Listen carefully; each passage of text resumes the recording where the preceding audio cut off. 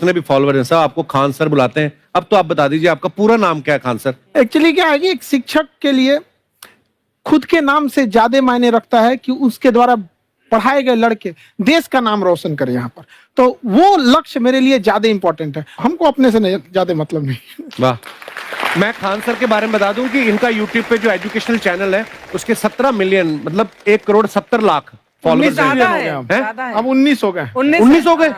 बाप रे क्या बात है, वाह। तो लॉकडाउन से पहले सर 30,000 थे। हाँ। एकदम लॉकडाउन के बाद जितनी आपकी सब्सक्रिप्शन बढ़ी है उतनी तो ओटीटी प्लेटफॉर्म्स की नहीं बढ़ी जितनी आपकी बढ़ गई। ये नेक काम की शुरुआत कैसे हुई थी खान सर? लॉकडाउन से पहले हम लोग ना ऐसे फिजिकली क्लास में ज्यादा पढ़ाते थे। अच्छा जी। क्लास में भी बहुत भीड़ रहती थी, लड़के पढ़ नहीं पाते थे। मजबूरी हो गई लॉकडाउन के बाद यूट्यूब पर पढ़ाना, क्योंकि दूसरा कोई ऑप्शन ही नहीं था। और हमको भी नहीं समझ में आया कि लोगों ने क्यों इतना ज्यादा सब्सक्राइब करते गए, क्योंकि हम तो वैसे ही पढ़ा रहे थे जैसे पहले पढ़ाते थे वहां पे। तो बस ये रहता है कि लड़कों को पढ़ाई से रिलेटेड उसको डाउट ना रह जाए कोई भी, क्योंकि जब हम लोग पढ़ते थे ना तो सबसे पीछे आते थे, हम लोग क्लास के पीछे बैठते थे। हम लोग मान लिए थे कि ये लोग बहुत अच्छे पढ़ने में, हम लोग का तो कुछ नहीं हो सकता है यहाँ पे। और घर वालों को भी लगता था तो जीव ले ला, कैसे भी काम चल जाएगा। बाद में हम लोग को पता चला ना कि टीचर की गड़बड़ी थी, हमारे ऊपर ब्लेम लगा दिया। सर आइए, बहुत बहुत स्वागत है आपका। वाकई एक्चुअली अगर पढ़ाने का तरीका इतना सरल हो, आसान हो, जैसे ना सर मुझे बचपन में ना मुझे हिस्ट्री का पढ़ने का बड़ा मजा आता था।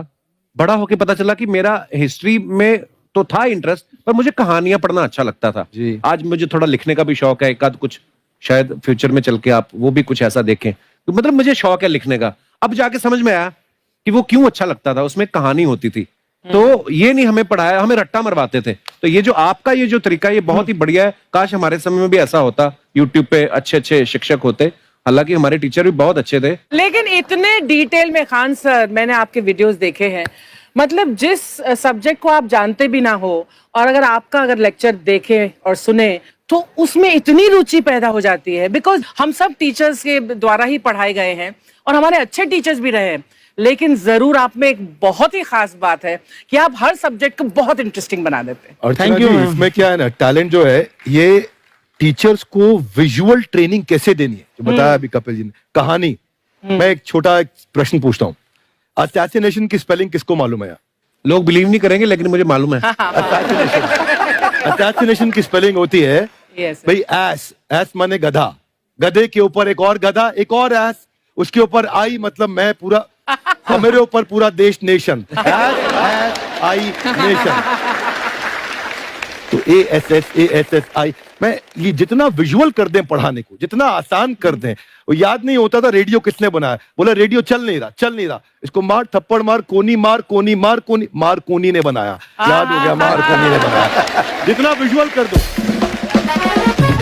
जैसे आपने कहा कि कैसे किसी चीज को इतना अच्छा समझा देते हैं, वो आधे घंटे के क्लास के लिए पीछे 1 हफ्ते का मेहनत होता है। मैं ये भी पूछने वाली थी कि कितनी मेहनत लगती है आपको। वो डिपेंड करता है कि हम कब तक सेटिस्फाई नहीं हो जाते। अच्छा। कभी कभी तो कोई चीजें 2-2 महीने से अटकी हुई है, जब तक हम नहीं सेटिस्फाई होते, नहीं इसको ऐसे नहीं, अब लड़के समझो तब तक नहीं बताते उसे। कहते हैं ना, दुनिया ने मेरी बुलंदियां देखी, किसी ने पांव के छाले नहीं देखे। क्या है ना कि हम लोग अपने स्टूडेंट लाइफ में इतना पीछे थे ना, कभी कभी अपने आप को से डर लगने लगता था, या हम कहाँ आ गए, हमारा कुछ हो सकता है कि नहीं हो सकता है यहाँ पे। तो लेकिन ना कुछ सीखने का बड़ा शौक था। हाँ। तो जैसे एक फिल्म बनाने से पहले डायरेक्टर कितने महीने की प्रैक्टिस करता है, 2 साल की मेहनत के बाद एक 3 घंटे की फिल्म बनाना पड़ता है। उस तरह से थोड़ा काफी मेहनत करना पड़ता है पीछे से, तब जाके समझ में आता है। और धीरे धीरे एक्सपीरियंस होने से थोड़ा समझ में आ जाता है कि क्या, कहाँ पे कौन सा चीज डाउट आएगा वहां पे। और आपसे पढ़ाई करने का ये भी फायदा है, ये पीट नहीं सकते ना यूट्यूब चैनल से, अंदर से निकल के थप्पड़ भी नहीं मार सकते। हमें तो पीटा इतना है ना, हम तो मतलब टीचर से सवाल नहीं पूछ सकते थे। अभी बचपन में पूछ भी लिया ना कि सर सूरज कितना दूर है, तुझे जाना है उधर है। मतलब ये नहीं कि बच्चे के साथ दोस्ती करो, उसके साथ आजकल माहौल बहुत बदल गया है। अब तो बच्चों की पिटाई भी नहीं होती, हमारे टाइम बड़ी पिटाई होती थी। हम भी कहते हैं, हमसे भी लड़के नहीं पूछते हैं, क्योंकि उन्हें पूछने की नौबत ही नहीं आती है। क्लियर हो जाता है ऐसे ही। वाह क्या बात है। मैंने देखा है सर आपके फॉलोअर्स में रवीना टंडन भी है एक, तो जब आप आए कितनी मुस्कुराहट आई खान साहब आपकी। तो जब कभी आप कोई नया वीडियो डालते हैं तो आप उनको पर्सनली मैसेज करते हैं कि किसी चीज पे डाउट हो तो कॉल मी एनी टाइम, ऐसा कर सकते हैं आप। अच्छा, विवेक सर के बारे में हमने सुना है कि किसी को बिजनेस रिलेटेड प्रॉब्लम हो तो ये 5 सेकंड के अंदर जवाब दे देते हैं। जब भाभी जी आपको तैयार होने के बाद पूछती मैं कैसी लग रही हूँ, 5 सेकंड में जवाब दे पाते हैं आप? देखिए, इसमें तो सभी लोग पीड़ित हैं और हर जगह, हर घर में ये जरूर सुना होगा सबने कि बच्चों के चक्कर में तुम्हारे साथ रह रही है, वरना तुमको तो कब का छोड़ के चली गई होती। ये बड़ी कॉमन बात है। So right. So right. Parmeet sir बोलते हैं आपको ऐसा? आप तो कभी नहीं बोलती होंगी। इनका उल्टा है, इनका एटीट्यूड पति वाला है वैसे, तो इसलिए। क्या प्रॉब्लम है? नहीं, कोई औरतों को प्रॉब्लम मतलब मर्दों से कम बिल्कुल मत समझो। नहीं, ठीक है, पर ऐसे मुक्के वगैरह नहीं मारने चाहिए आपको। सर आपने अभी तक शादी नहीं की ना खान सर? नहीं। इतने पॉपुलर हो गए आप, आपका सेंस ऑफ ह्यूमर इतना अच्छा है, तो बड़े सारे प्रपोजल तो आते होंगे आपको। अभी तो इधर कुछ नहीं है ऐसा। खान सर पर्सनल सवालों का जवाब कम देते हैं। अच्छा, जैसे हम शादीशुदा लोगों को देखने के बाद हमको थोड़ा सा और अच्छा, कई बार ना इंसान ज्यादा मोटिवेशनल स्पीकर्स को सुन लेना तब भी कंफ्यूज हो जाता है। कोई कहता है बड़े सपने देखो, गाड़ी लो, बैंक बैलेंस बनाओ। कोई कहता है कि इच्छाएं नहीं रखनी चाहिए, ये दुखों का कारण है। हम किसकी सुने गुरुजी? सुने सबकी, करे खुद की।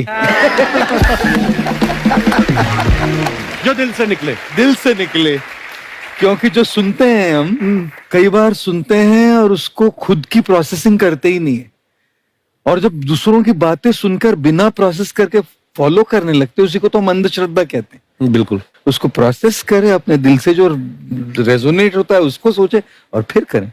मम्मी सुना, मेरी मम्मी के आगे डॉक्टर फेल है। मम्मी की जो सहेली ऑन द स्पॉट इसके साथ बैठी है, और इनको अगर कोई प्रॉब्लम है, फॉर एग्जाम्पल कोई शुगर की प्रॉब्लम है, तो उन्होंने जो बोल दिया वो अंतिम सत्य है।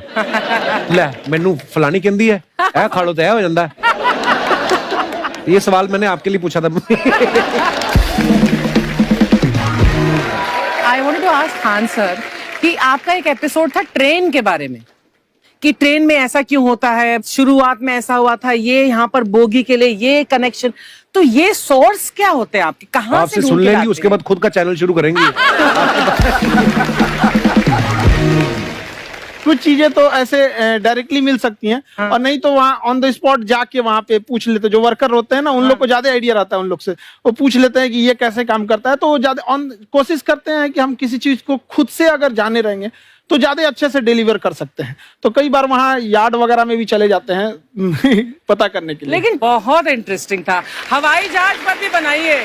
आप कहती हैं तो एक उस पे भी बना ही देंगे। बहुत शुक्रिया जी। अच्छा सर, कई बार ना माँ बाप भी, जो मैं ये कहूंगा कि उनकी गलती होती है कि अगर अब बच्चा आपका 4-5 साल का है, आप शुरू से उसके मन में डालना शुरू कर देते हो कि ये तो इंजीनियर बनेगा। हो सकता है बाप इंजीनियर हो, वो चाहता है कि जरूरी तो नहीं है। अब मेरे पिताजी पुलिस में थे जी, मेरे मामा सब आर्मी में थे, मैं अकेला इस फील्ड में निकला है, मुझे ये चीज अट्रैक्ट करती थी। ये कहाँ तक सही है सर? जी, मेरे हिसाब से तो बच्चों पे कभी प्रेशर नहीं डालना चाहिए, लेकिन साथ ही साथ हमको ये भी देखना चाहिए कि जैसे अल्बर्ट आइंस्टाइन ने एक बहुत अच्छी बात बताई थी, अगर एक खरगोश हो, एक बंदर हो, एक हिरन हो, एक शेर हो और एक मछली हो, उन सब को आप एक कतार में खड़ा कर दीजिए और उन सब के लिए एक ही टेस्ट हो कि आप पेड़ पे सब लोग कैसे चढ़ पाए। बहुत खूब। वाकई। अब सबको एक टेस्ट कैसे दिया जाए?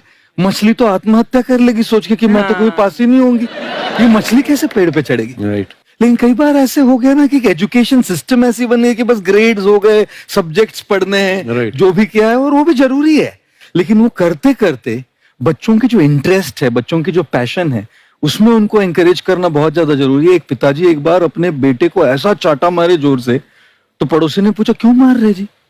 बोले कल रिजल्ट है इसका। कल रिजल्ट? तो बोले रिजल्ट कल है ना साहब, तो आज क्यों मार? कल बाहर गाँव जा रहा हूँ, कल का काम आज निपट के करता हूं। कहने का मतलब ये है कि आप देखिएगा कि अगर आप बच्चों को अपने कॉम्पिटेंस के हिसाब से नहीं देंगे तो ये चाटे ही खाते रहने पड़ेंगे, फेल ही होते रहेंगे। बहुत खूब। वाकई। अच्छा, विवेक सर का एक कहना है कि बच्चों का अगर 95% से ज्यादा मार्क्स आते हैं वो भी खतरनाक होते हैं। 75 से 85% वाले जो बच्चे होते हैं लाइफ में बड़ा अच्छा करते हैं। अच्छा। कभी किसी पेरेंट्स ने आगे कहा है कि आपकी वजह से मेरा 95% वाला बच्चा 75 पे आ गया? नहीं, बेसिकली 95%, देखिए स्कूल में जो पढ़ाई हो रही है, जो बताया, वो classroom based conceptual theoretical approach है। और उसमें बच्चे को क्या चाहिए, एक कॉन्सेप्ट होता है कि जिस सब्जेक्ट में 10 में से 3 आ रहे हैं उस पर फोकस करने की जगह वहां फोकस करो जिसमें 10 में से 7 आ रहे हैं, ताकि उसका सुपर स्पेशलिस्ट बने। पर वहां सब कुछ पोर किया जा रहा है। तो 95% के चक्कर में, 98% के चक्कर में अपनी ओवरऑल डेवलपमेंट कर नहीं पाता है। और ये पुराने पैटर्न्स के कारण हमारे यहाँ बच्चे डेवलप नहीं हो रहे हैं। और पैटर्न्स इतने मजबूत हैं, तो मैं ये लोगों को बोलता हूं कि बच्चे को जो उसको आता है, जो उसको भाता है, जो बाजार चाहता है, जब इनका कॉम्बिनेशन बन जाता है तो बच्चा इतना सफल हो जाता है कि उसके मुकाबले कोई और खड़ा नहीं हो पाता क्या है। बात है, बहुत अच्छी बात।